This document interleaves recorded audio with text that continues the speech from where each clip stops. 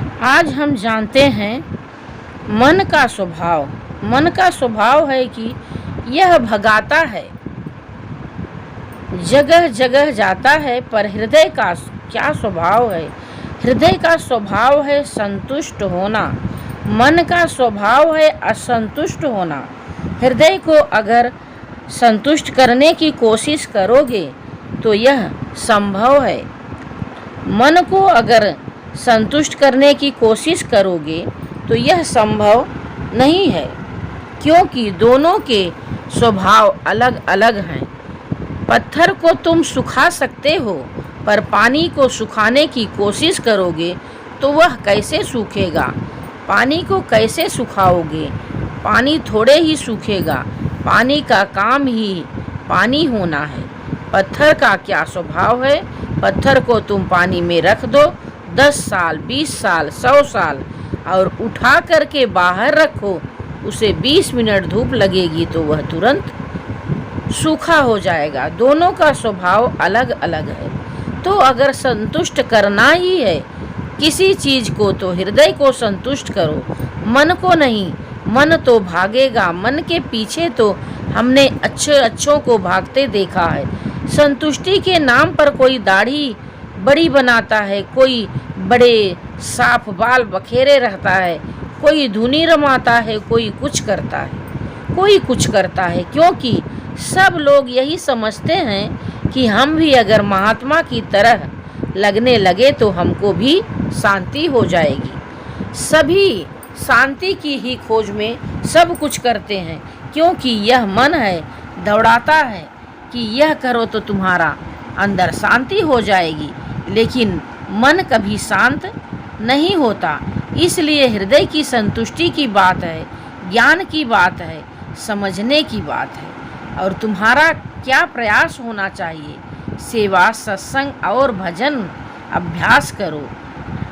तो जिसने ज्ञान लिया है वह ज्ञान का अभ्यास करे, और जो लोग जिज्ञासु हैं वे महाराज जी के सत्संग को सुनकर अपने अंदर बदलाव लाएं और ज्ञान लेने का प्रयास करें। जीव जंतु पशु पक्षी जो करते हैं, हम और पशु पक्षियों में क्या अंतर है? पशु पक्षी हमसे ज़्यादा खुश रहते हैं, क्योंकि उनको घर की चिंता नहीं है, उनको परिवार की चिंता नहीं है कि हाँ कैसे क्या करेंगे। सब अपना अपना ख्याल रखते हैं। मनुष्य को ही सारी जिम्मेदारियां होती हैं कि ये करना है, वो करना है, ऐसे करना है। इसलिए हम सभी दुखी रहते हैं और मन की सुन करके हृदय को शांत करने की कोशिश करते हैं, लेकिन मन की प्रकृति ही नहीं है जब शांत होना, तो कैसे शांति होगी?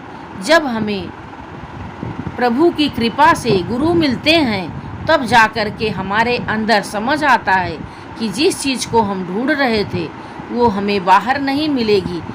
वह शांति हमें गुरु के द्वारा ही मिल सकती है, जब हम उनके संदेश को सुनेंगे और अमल करेंगे, और गुरु के ज्ञान द्वारा हम अपने अंदर वो प्रयास करेंगे, उस परमानंद को पाने का ज्ञान लेकर अभ्यास करेंगे तो हमारे अंदर शांति होगी। जब शांति होगी तब हमारे अंदर समझ आएगा।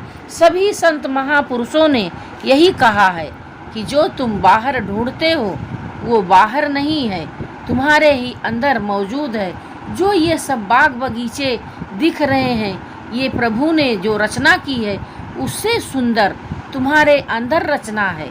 तो वो जानने के लिए गुरु के संदेश को सुनकर ज्ञान लेकर अपने अंदर झांको, उस परमानंद का अनुभव करो। यही हमारे गुरु महाराज जी का आदेश है, यही उनका प्रयास है कि सभी मनुष्यों के लिए यह ज्ञान है। कोई जाति पाति का भेदभाव नहीं है, जो चाहे यह ज्ञान ले सकता है और अपने अंदर आनंद ले सकता है, उस परमानंद से मिल सकता है। जिसकी इच्छा हो ज्ञान लेकर अभ्यास करे या ना करे, उसकी मर्जी, ज़बरदस्ती भी कोई नहीं है। लेकिन जब मनुष्य ज्ञान लेकर अभ्यास करता है, जब शांति मिलती है, जो हृदय में प्यास थी वह धीरे धीरे प्यास बुझने लगती है।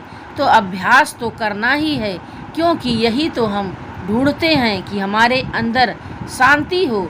बाहर जो भी हो रहा है वो तो होता ही रहेगा।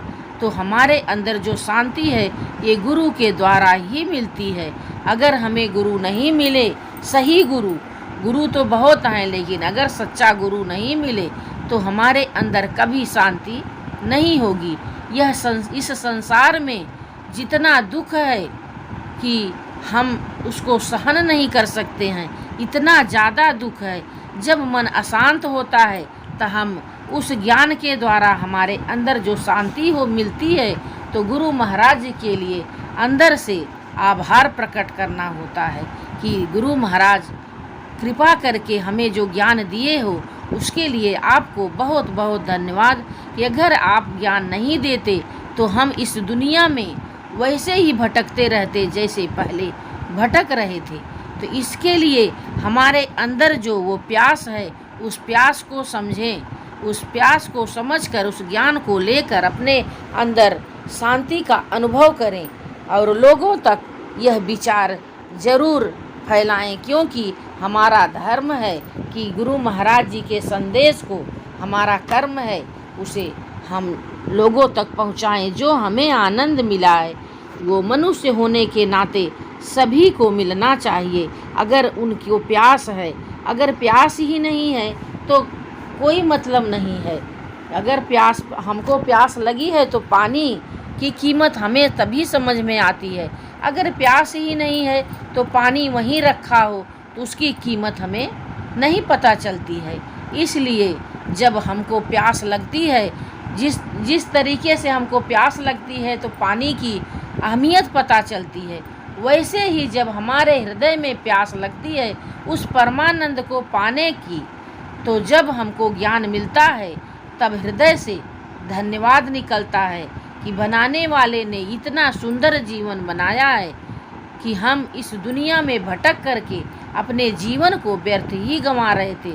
इस श्वास का आना जाना ही हमारे लिए चमत्कार है, उसको हम समझ ही नहीं पाते। हमारा जीवन ऐसे ही एक दिन व्यतीत हो जाता। अगर गुरु महाराज जी की कृपा से यह ज्ञान नहीं मिलता तो हमारा भी जीवन ऐसे ही बीत जाता। इसके लिए गुरु महाराज जी को दिल से धन्यवाद करते हैं। महाराज जी अपनी कृपा दया सदा हम पर बनाए रखना। ये हमारा जो हृदय है हमेशा भरता रहे आपकी कृपा से, उस परमानंद के आनंद से ये हमारा हृदय तृप्त हो जाए। यही आपसे हमारा विनती और प्रार्थना है। आज के लिए बस इतना ही।